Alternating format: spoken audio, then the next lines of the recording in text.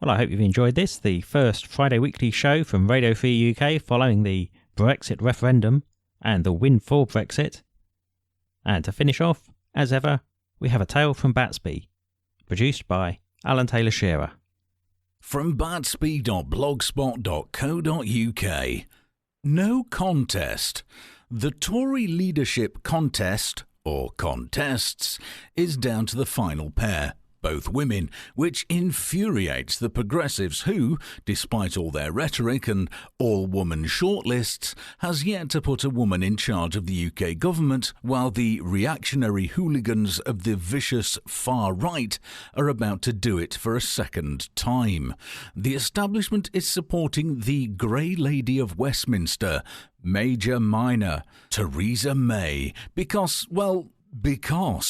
and much of the media are backing the same horse, all of which suggests they haven't learned from the recent unruly behaviour of an ungrateful electorate who have shown they are simply not to be trusted with politics.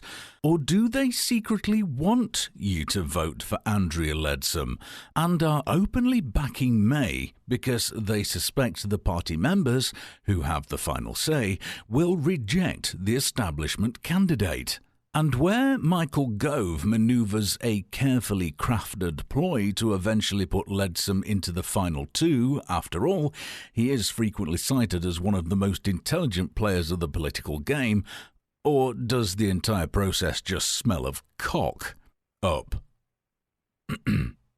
With 2 whole months to go, who knows where this could all lead? And will we still be on course for Brexit in the end? One question, however, is surely beyond doubt, and that is, why on earth would any normal human being want to put themselves forward for this sort of scrutiny? If you're an attention-seeking wannabe celeb, a shady past can actively help to propel you to fame. But as a politician, even a scrupulously law-abiding, selfless, dedicated history of involvement in helping others can be twisted and turned into evidence for the prosecution. Failed relationships, membership of religious organisations, overdue library books, any and every past irregularity will be examined under the microscope of public prejudice and used against you.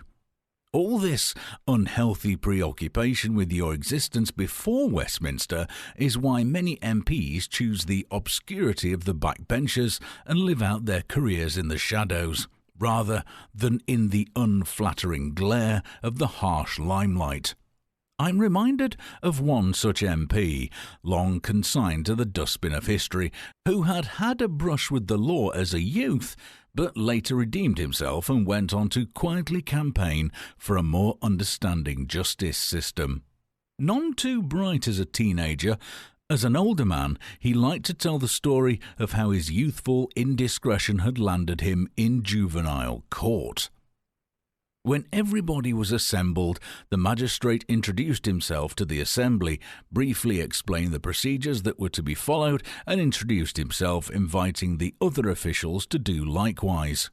Young Mike sat nervously in the dock as, one by one, the main players stood and said their pieces.